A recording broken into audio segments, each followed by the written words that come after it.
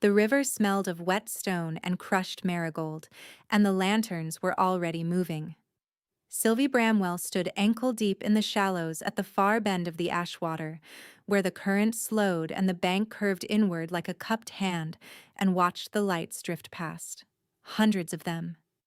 Paper lanterns shaped like open palms, each one carrying a candle stub and a folded prayer, released upstream by families gathered at the main festival grounds half a mile north.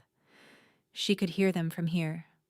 The drums, the singing, the high, bright laughter of children chasing each other through the market stalls. The sound carried beautifully over water. She wasn't up there. She hadn't been up there in a year. The 3 lanterns she'd made sat on the flat rock beside her, unlit. She'd folded them herself that morning at her kitchen table, cutting the paper with her grandmother's sewing scissors, the ones with the worn brass handles that still smelled faintly of lavender and thread. 1 lantern for each year since Nan had gone. The first she'd released last spring, alone at this same spot, her hands shaking so badly the candle had almost tipped before the water took it.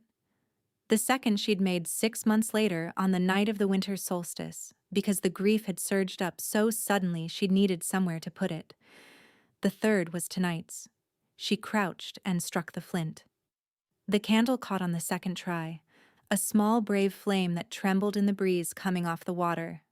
She cupped her hands around it until it steadied, then set the lantern on the surface and gave it the gentlest push. It floated, wobbled, caught the current and began to drift, joining the slow procession of lights moving downstream like a river of fallen stars. Sylvie pressed her lips together and breathed through her nose. She would not cry. She had cried enough. She had cried on the morning she'd found Nan's chair empty and cold, and on the day they'd buried her in the meadow behind the cottage, and on every single night for the first 3 months when the house was so quiet she could hear her own pulse in the dark. A year of grief had worn grooves into her, had reshaped her the way water reshapes stone, slowly and without mercy. She was harder now, smoother, smaller in some essential way she couldn't name. She reached for the second lantern. "That's a good spot." Sylvie's hand jerked. The lantern tipped sideways on the rock, and she caught it before the candle could roll free, her heart slamming against her ribs as she turned toward the voice. A man stood on the bank behind her, tall, broad across the shoulders in a way that suggested the kind of strength that came from use, not vanity. He wore a simple dark blue long-sleeve tunic with the sleeves rolled to his forearms and dark trousers tucked into boots that were already wet at the soles, as though he'd been walking along the river's edge for some time. His hair was a rich brown that caught the lantern light in warm tones, falling just past his ears and pushed casually to one side, and his eyes, she couldn't quite name the color. Cool blue-gray, like river fog at dawn, like the sky just before it decides whether to storm or clear. They were watching her with a kind of careful attention that made her stomach tighten. Not predatory, not pitying. Something else. Something she didn't have a word for. "I didn't mean to startle you," he said. His voice was low, unhurried, with a roughness at the edges that softened when he spoke. He held up both hands, empty. "I was just looking for a quiet stretch." Sylvie straightened. Her fingers were still curled protectively around the lantern. "There's a 1/4 mile of riverbank between here and the festival grounds. Most of it's quiet. Most of it doesn't have lanterns." She stared at him. He smiled. It was a small thing, barely there, but it changed his whole face. Made the sharp angles gentler, made the cool eyes warmer. "I brought one," he said, and reached into the satchel at his hip to produce a paper lantern, slightly lopsided, clearly handmade. "But I've never done this before. I was watching the families upstream and realized I have no idea what I'm doing." Something in her chest shifted. A tiny fracture in the wall she'd built. She ignored it. "You fold a wish inside, light the candle, and set it on the water. That's all." "What kind of wish?" Whatever kind you need. He looked at her for a long moment. Then he looked at the two remaining lanterns on the rock beside her, and at the single light drifting downstream, already small and distant, and something flickered across his face. Recognition. Not of her. Of the ache. May I? He gestured to the bank beside her. Every instinct she'd honed in the past year said no.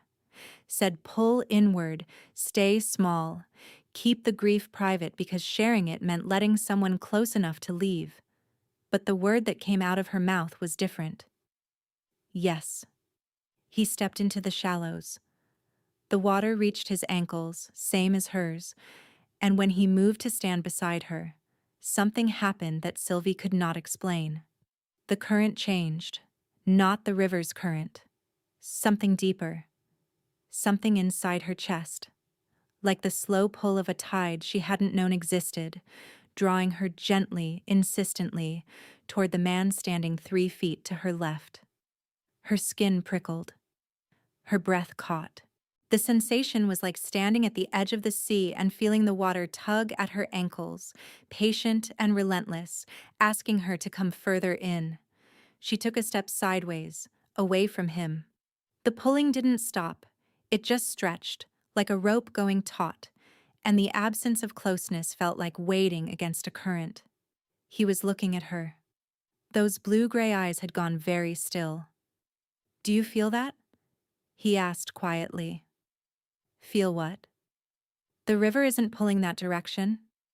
He nodded downstream. "But something is." Sylvie's pulse was hammering. She set her jaw. "I don't know what you're talking about." He held her gaze for a beat longer than comfortable, then looked away. Nodded once, as if accepting her answer even though they both knew it wasn't true. He crouched beside the water and set his lopsided lantern on his knee. "I don't have a flint," he said. She handed hers over without thinking. Their fingers brushed. The tide surged, warm, insistent. A current of something golden running up her arm and settling behind her sternum like a second heartbeat. Sylvie snatched her hand back. He didn't flinch, just struck the flint, lit the candle, and held the lantern cupped between his palms. "What do I wish for?" he asked. "Something you want." "And if I don't know what I want?" She looked at him, really looked. Past the broad shoulders and the fog-colored eyes and the easy, unhurried way he held himself. There was something underneath it. A tiredness. A loneliness that he wore the way she wore hers. Like a coat so familiar she'd forgotten she could take it off. "Then wish for clarity," she said. "That's what Nan always told me. When you can't see the path, wish for better light." His expression softened. "Nan?" "My grandmother." The word scraped against something raw inside her. "She taught me to make the lanterns." He didn't say he was sorry. Didn't tilt his head with that particular look that people gave her in the village, the one that was equal parts sympathy and discomfort. The one that said, "I don't know what to do with your sadness, so I'll just make a face and hope you stop talking about it." He just nodded and set the lantern on the water and let it go. They watched it drift together. 2 lights now, hers far ahead, his just beginning its journey. "I'm Declan," he said. "Sylvie?" "Sylvie."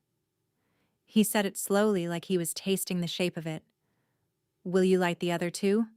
She looked at the remaining lanterns on the rock. 2 left. One she'd planned to release now.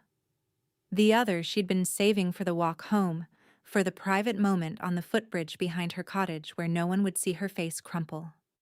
"The second one is for tonight," she said. "The third is for later." "May I watch?" She should have said no. Should have told him this was private. That grief was not a spectator sport. That she came to this bend in the river precisely because no one else did. But the tide was pulling gently at her ribs, and his voice was warm, and her hands were cold, and the loneliness of the past year had settled into her bones like frost that wouldn't thaw. "Fine." She lit the second lantern. This one she'd written on. A single line in her grandmother's language, the old tongue that Nan had whispered lullabies in and cursed weeds in and used for every prayer that mattered. Sylvie held the lantern between her palms and closed her eyes, and for a moment she was 12 again, standing at this same river with Nan's hands over hers, learning how to let the water carry what was too heavy to hold. She set it down, watched it go. Voice breaks. "She sounds remarkable," Declan said softly. "She was the only person who ever—" Sylvie stopped, pressed her knuckles against her mouth. The sentence was too dangerous to finish. The only person who ever stayed. The only person who ever made the house feel like somewhere instead of nowhere. The only person who looked at Sylvie and saw someone worth knowing. Declan was quiet. He didn't reach for her, didn't try to fill the silence with words. He just stood in the water beside her and let the current move around their ankles and waited, patient as stone, for the wave to pass. It did. Eventually. They always did. "Thank you," she whispered. "For what?" "For not saying you're sorry." "I am sorry, but you already know that. You don't need me to perform it." She looked at him sharply, and something cracked a little wider in her chest. Who was this man? Who waded into a river in good boots and stood in silence with a stranger and understood instinctively that grief didn't need a response, just a witness? "Would you like to walk?" he asked. "The lanterns are heading downstream. We could follow." Pauses. "I shouldn't." "All right." He didn't push, didn't look hurt. He just stood there with the water around his ankles and the festival lights reflected in his fog-colored eyes, and waited. And the tide pulled, and pulled, and pulled. "Fine," she said again, "but I'm keeping the last lantern. Wouldn't dream of taking it." They walked downstream along the bank, following the slow procession of lights. The festival music faded behind them, replaced by the sound of water over stones and the occasional low call of night birds in the willows that draped their branches toward the current like women washing their hair. The grass was damp underfoot. The air smelled of smoke from the festival bonfires, and the sharper, cleaner scent of wet earth and river moss. Declan walked beside her with an easy, ground-covering stride that he shortened to match hers without being asked, and the pull between them became something almost rhythmic, like a second current running parallel to the river, tugging gently every time one of them drifted too far from the other. Sylvie was acutely aware of the space between their arms. 6 inches, then 4, then 6 again when she corrected. He asked her about the lantern tradition. She told him what Nan had told her, that the river carried grief to the sea, and the sea was big enough to hold anything, and if you gave your sadness to the water with an open hand, the water would give you space in return. He listened the way she imagined the river listened, quiet and absorbing, without interruption. She was a healer, Sylvie added, surprising herself. She hadn't talked about Nan to anyone in months. The village had stopped asking. An herbalist.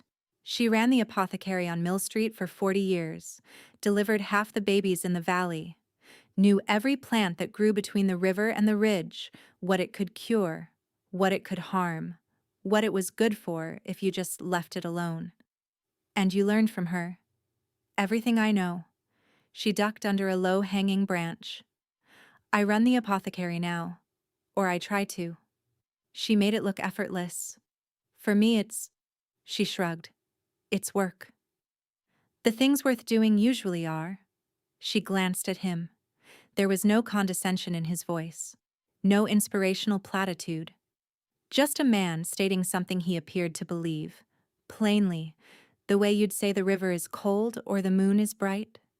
He told her that he'd come to the festival alone, that he hadn't attended one in years, that someone on his council had suggested he get out of the keep, and he'd agreed mostly because the alternative was another night staring at treaty documents and trying to remember the last time he'd done something that wasn't a duty. Council, Sylvie repeated. Keep. He looked sideways at her. I may have left out some details. What kind of details? The kind that tend to make people behave differently around me. The pulling in her chest stuttered. She stopped walking. The river moved on without them, carrying its lights downstream, and the willows whispered, and somewhere in the distance the festival drums beat a rhythm that sounded like a heartbeat. "Who are you?" she asked. He turned to face her. The moonlight caught his jaw, the line of his throat, the quiet resignation in those blue-gray eyes. "My name is Declan Trevane. I'm the Alpha of the Western Province." The silence that followed was the kind that has weight. Sylvie's mind went blank, then screaming, then blank again. The Alpha King of the Western Territories, the man whose name was spoken in the village with a mixture of reverence and nervous laughter, the man who controlled the border treaties and the grain subsidies and the military outposts that kept the valley safe. That man was standing in a river beside her in wet boots, holding a lopsided homemade lantern he'd clearly never made before in his life. "You," she took a step back. The tide protested, pulling hard, and she gritted her teeth against it. "You should have said. Would you have let me stay?" No. The answer was immediate and honest, and she hated it. "That's not the point." "It's exactly the point, Sylvie." Her name again, spoken with that same careful weight. "I didn't come down here as the Alpha. I came down here because I saw a woman releasing lanterns alone at the edge of a festival, and I understood it. Not the tradition. The aloneness." Her throat tightened. "You don't know anything about my aloneness. I know what it looks like from the inside." His voice was rough now, the controlled edges fraying. "I know what it feels like to stand in a crowd and feel the distance between yourself and every other person like a physical wall. I know what it's like to lose someone and have the whole world expect you to be finished grieving on a schedule that has nothing to do with your heart." She stared at him. "My mother," he said quietly. 4 years ago. She was the last person who called me by my name instead of my title." Pauses. "Until tonight." The crack in Sylvie's chest split wide open. She didn't move toward him. Not yet. The stubbornness that had kept her alive through a year of grief, that had kept her running the apothecary alone and tending the garden alone and eating dinner alone at a table set for one because she couldn't bear to remove Nan's chair. That stubbornness held her in place like an anchor dug into mud. But the tide was stronger. "I need you to understand something," she said, and her voice came out steadier than she expected. I don't need rescuing. I'm not a lost thing waiting to be found. I chose to be down here alone. I've been choosing it every day for a year because it's safer than the alternative. And I need you to know that before I what? Before you stand there looking at me like I'm something worth wading into a river for." His jaw tightened. Something raw passed through his eyes, quick and unguarded, and then it was gone. "You are," he said simply. "But I'm not here to rescue you, Sylvie. I'm here because the river brought me downstream and you were standing in it." She wanted to argue, wanted to shove the wall back into place and send him away and go home to her quiet cottage and her quiet table and her quiet, careful, survivable life. But her feet wouldn't move, and the tide was pulling. And something Nan had said once, years ago, sitting at that same kitchen table with the sewing scissors in her lap, rose up in Sylvie's memory like a lantern catching the current. "The bravest thing isn't holding on, love. It's opening your hands." "Walk with me to the bridge," she said. Her voice sounded strange to her own ears, thinner, more honest. "I'll show you where I released the last one." His expression didn't change, but something in his eyes did. A light, small and careful, like a candle flame in cupped hands. "Lead the way." The stone footbridge behind her cottage was old enough that moss had softened every edge. It arched over the narrowest part of the ashwater, where the current quickened and the banks drew close, and from the center you could see both upstream and down, the whole glittering trail of festival lanterns stretching like a road made of light. Nan had brought her here every year since she was old enough to walk, had held her up on the railing when she was small so she could watch the lanterns pass beneath them like bright fish. The stone still held the warmth of the afternoon sun, even this late, and Sylvie rested her palm against it the way she always did. "Hello, I'm here again." Declan stood at the foot of the bridge and waited. He hadn't stepped onto it yet. Sylvie looked back at him and understood. He was giving her the choice. This was her place, her ritual. He wouldn't enter it without permission. She held out her hand. He took it. His palm was warm against hers, calloused across the fingers in a way that spoke of sword hilts and reins, and the tide between them settled into something deep and calm, like a river reaching its widest point. Sylvie set the last lantern on the railing. Her hands were steadier now. Something about his presence beside her. Not comforting exactly, not fixing anything, just there, had settled the trembling she usually felt at this part. "This one's different," she said. "The first two are for grief. This one is supposed to be for hope. Supposed to be." Nan always said the third lantern should carry something you're reaching toward, not something you're letting go of. She stared at the unlit candle. "I haven't been reaching toward anything in a long time." Declan leaned against the railing beside her, close enough that the tide between them hummed, warm and steady, like a river running underground. "What would you reach toward if you could?" She thought about it, really thought, for the first time in months. Not about what she needed. Herbs to dry, a leaking roof to patch, a garden that needed weeding. But what she wanted. "I want to stop being afraid of the quiet," she whispered. "The house is so quiet without her. And I've been filling it with work and routine and telling myself that's enough. And it is enough. I can survive on enough, but—" Voice breaks. "I don't want to just survive anymore. I'm so tired of just surviving." She felt his hand near hers on the railing, not touching, just close enough that the tide pulsed between the gap, warm and aching. "Then wish for that," he said. She struck the flint. The candle bloomed. She closed her eyes, folded the wish into her chest where no one could see it. "I want to be brave enough to let someone in," and set the lantern on the water. It caught the current immediately. Faster here, where the bridge narrowed the flow, and the lantern sailed downstream like it had somewhere to be, joining the procession of lights, becoming part of something larger. Sylvie watched it go. Then she turned and kissed him. It wasn't graceful. It wasn't planned. She turned and his face was right there, close enough that she could see the individual shades of gray and blue in his eyes, and the tide surged, and her hands came up to his jaw, and she kissed him before she could talk herself out of it. His hands found her waist. Careful. Warm through the linen of her blouse. He didn't pull her closer, just held her steady, and kissed her back with a tenderness that broke something open in her chest that she'd been bracing shut for a year. The tide between them went calm, not pulling anymore, just present, surrounding them, like slipping into warm water and finally letting yourself float. She pulled back. His forehead rested against hers. She was trembling, and she didn't care. "You're shaking," he murmured. "I know. Is this all right?" "I don't know." Honest. Terrifyingly honest. "I haven't let anyone close to me since she died. I don't know how to do this anymore." His thumb traced her cheekbone. "Then we learn. Slowly. At whatever pace the river sets." She almost laughed.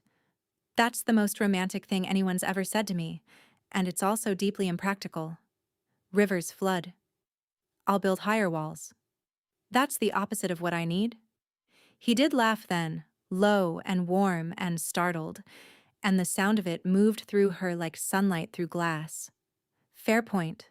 No walls. Open doors. Better? Better." They stood on the bridge as the festival lanterns drifted downstream, and the moon rose higher, and the night deepened around them like water closing over their heads.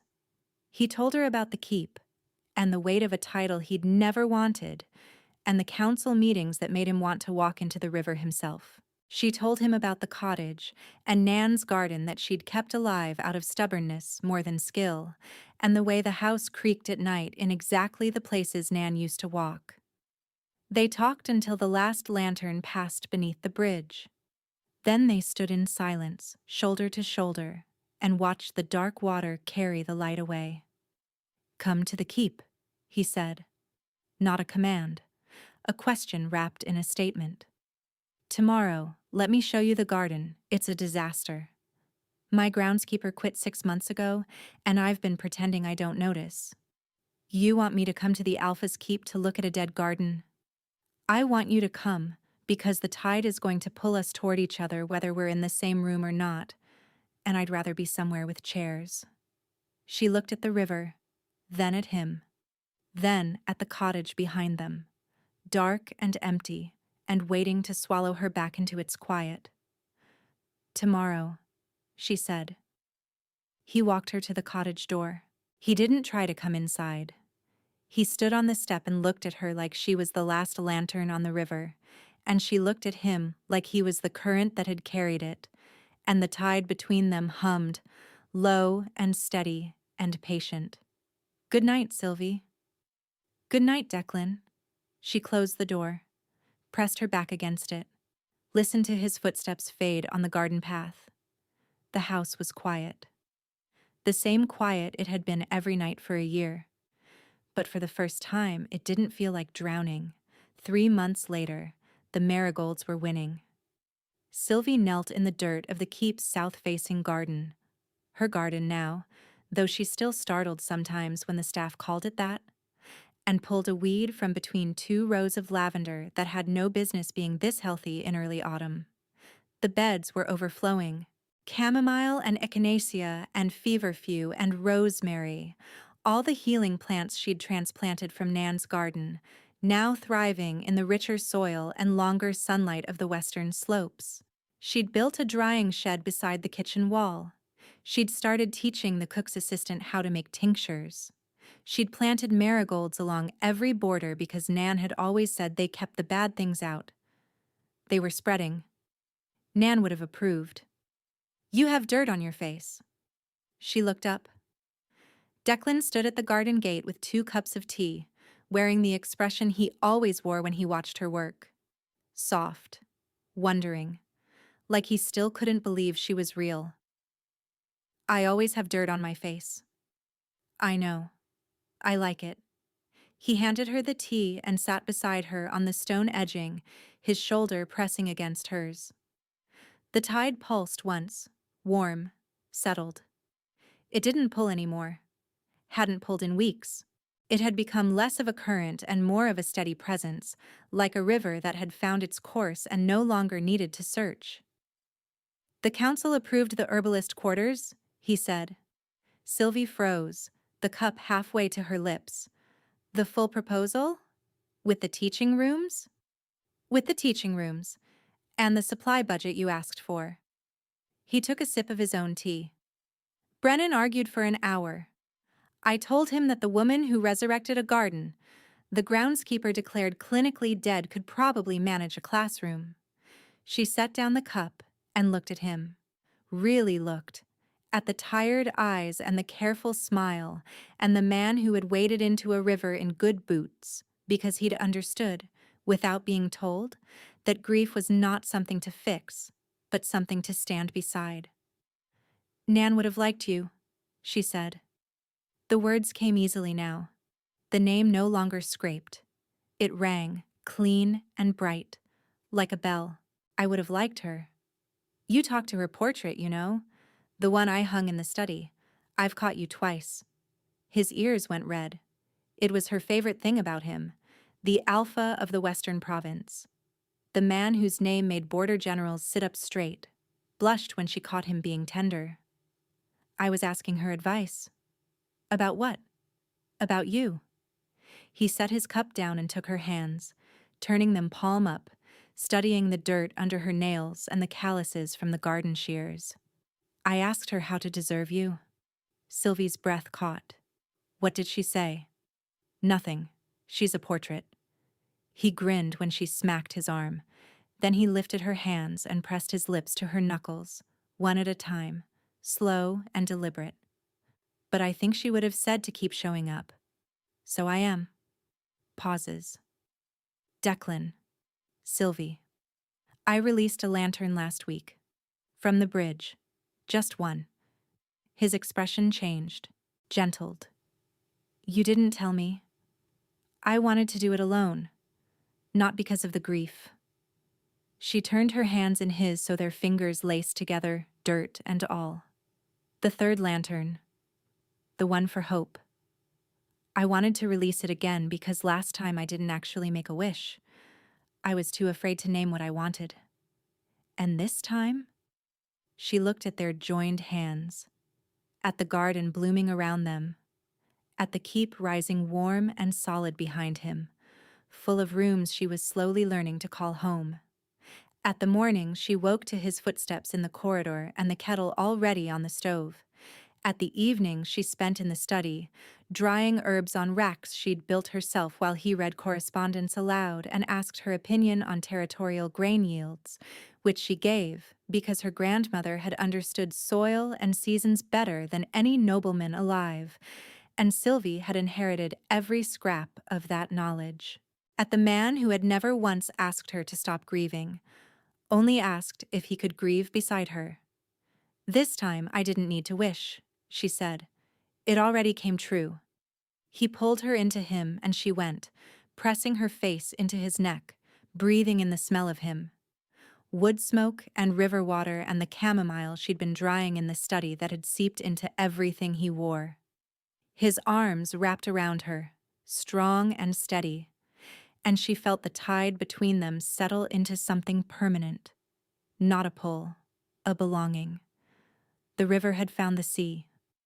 In the bed behind them, the marigolds swayed in the autumn breeze. Gold and bright. Stubborn little things, keeping the bad things out, just like Nan always said they would.